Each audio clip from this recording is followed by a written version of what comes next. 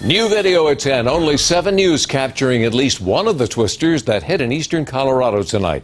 This video shot near Calhan by 7 News storm chaser Tony Laubach. In addition, Tony also shot this funnel cloud, also captured near Calhan. This is a second night of powerful spring storms. Once again, areas hit hard by rain and hail and tornadoes. And right now, the 24/7 radar is very active. Areas outside the immediate metro area are dealing with severe storms. And we have breaking news. This is new video just back to 7 News showing the damage caused by a tornado. Broken glass everywhere as a twister blows out windows. Tonight we have live team coverage of the severe weather. Mark Stewart is live in Elbert County with more on the tornado damage. But we start with Chief Meteorologist Mike Nelson with the very latest on the storms right now. Mike, we have a serious situation developing across northern Colorado right now in the Greeley area, and this is the main concern we have with storms coming into Greeley. At the present time, we have tornado warnings in effect for west central Weld County until 10:30. This is the hook echo right here, and we've been following this storm as it drops southward in the deepening evening, and now with darkness, it's only by lightning we're really seeing the effects of this storm. If you're in Eaton, Alt, the Pierce area around Severance, go to a place of safety. Get away from windows right now, because although we have not seen a tornado on the ground, we have strong rotation in this area. The storm is moving south toward the city of Greeley and is only about 15 miles north of Greeley right now. So we're talking about within the next hour, this storm will be moving into a heavily populated area. We'll keep a very close watch on that storm. It's the most dangerous storm in the state at the present time. Now, for Denver, much different than last time. We don't have much going on. A few showers in the area. You're seeing some lightning out to the east. Scattered moderate thunderstorms. Had some reports of 1-inch diameter hail over the northeast plains. We've had some warnings in effect over northeast Colorado for severe thunderstorms. And around Agate, northern Elbert County, very busy evening. Also Washington County at the present time. And these cells, you can see the little hook right there. That cell has had a history of producing tornadoes from the Calhan area down across eastern El Paso County throughout the evening hours. So this is the situation we've had in Greeley just in the last few minutes. Look at the lightning. This is from the University of Northern Colorado campus. This intense storm moving in there. Again, Greeley is the spot that's most under the gun. Here's what's going to happen during the nighttime hours. The storms will continue to move toward the east, so it's not going to be the repeat performance of the late night fireworks in Denver, but it will not be until early tomorrow morning that it moves out of the state into Kansas. Thanks, Mike. Our live team coverage continues with 7 News reporter Mark Stewart. And Mark, you found some significant damage and some very lucky people in Elbert County. And Mike, right off the top, I have to tell you that we are still dealing with some wicked weather here. Lots of wind gusts, some pops of lightning in the horizon. This as people try to clean up. Take a look, the side of this home, all of the windows pretty much blown out. Parts of the roof, the homeowner tells me, split in two. Despite all of this, no one hurt. One of the many survival stories of the night. So you saw the funnel? Yeah, we did see the funnel. Yep. A funnel that Dennis Van Wy says was wrapped in rain, hidden in this very storm. And what's going through your mind? Go hide. I mean, it was pretty much instinct at that point. He was putting his 2-year-old to sleep when the extreme weather hit his land just outside of Kiowa. Windows started breaking, stuff started flying, little debris here, lots of debris there, and it just we kind of hunkered down the basement behind the stairs until it was all over. Wind and hail proved to be the damaging duo. I drove right through the middle of the storm. The hailstone shattered the glass on Jennifer Neely's minivan. My hands have been shaking and shaking. Her kids usually sit in the back seat. I can't tell you how glad I am that my kids are safe. First the chaos, then the calm, after an explosive night on the eastern plains. I thank God, pray. We were praying a lot, and that's where I put it. Just got off the phone with Elbert County Emergency Management. They are telling me as far as injuries and the extent of damage, it is still being assessed. We may not know just how hard this storm hit until the sun comes out tomorrow morning.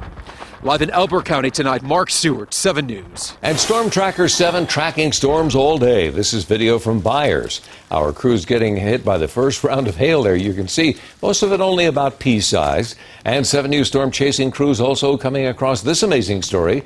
That is a dog taking shelter in a large trash can. Apparently he was riding out the wild weather in the only safe place he could find, waiting for all that rain and hail and all the strong wind to finally die down. The dog's owner apparently lives on a farm nearby and then took him home a short time later. Tonight's storm less than 24 hours after extreme weather pummeled the South Metro with hail. This morning, Air Tracker 7 got a better look at the aftermath. Neighborhoods covered in what looked like an inch of snow. Drifts of hail everywhere, and that's not the only problem. Roads also flooded out. Many still closed tonight in places like Piccadilly Road in Arapahoe County.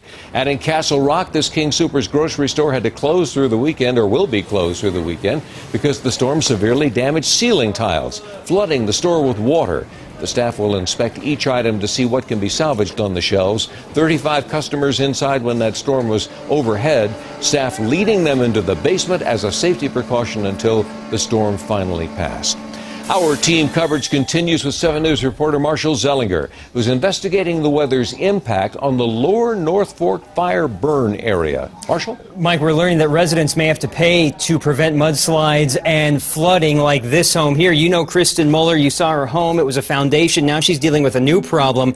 The last 24 hours of storms are washing away her land.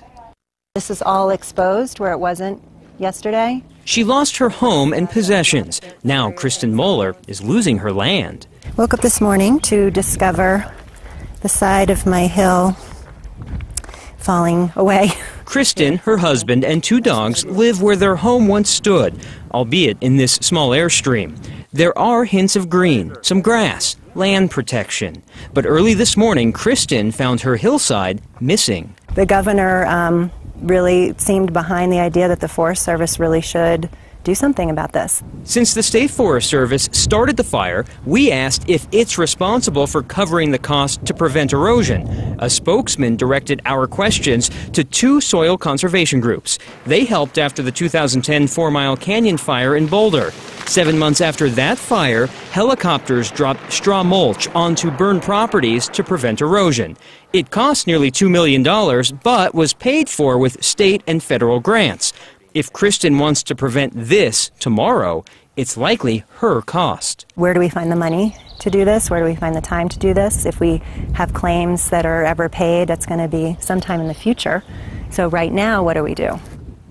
Another image I want to show you. This is the road to Kristen's house, and here's what it looks like from a different perspective coming from the other way. You can see it's basically a sunken, muddy trail. It's a mess right now. Jefferson County tells me it has no tax-funded money to help prevent any of the erosion, which is why it relies on the conservation groups. We're going to continue to ask and find out why these residents may have to pay for this themselves when they weren't the cause of the problem.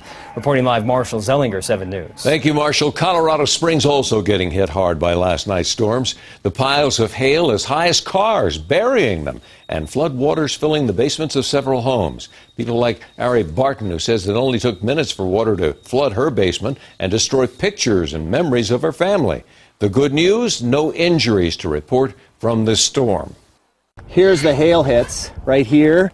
And look at this one right here, just pounded right straight through. Last night's hail damaging dozens of roofs, only hours after the governor signed a new law that's aimed at stopping roof scammers. It forces roofers to hold off on payment until the majority of the work is completed, and it gives the homeowners the ability to cancel the contract if the roofer doesn't start on time. Legitimate roofers tell us if someone is asking for money up front, it's likely a scam. Make sure they're not charging you or anything. They should do a free, no-hassle inspection. State Farm reporting hundreds of home and automobile claims connected to last night's severe weather have now taken place. And we continue to get amazing photos emailed to myreport@thedenverchannel.com. Take a look at this one. This is one of our favorites. This photo is from Gregory Tho. What an amazing shot of the lightning last night. For more viewer photos, interactive radar, and the very latest warnings anytime, you can go to thedenverchannel.com.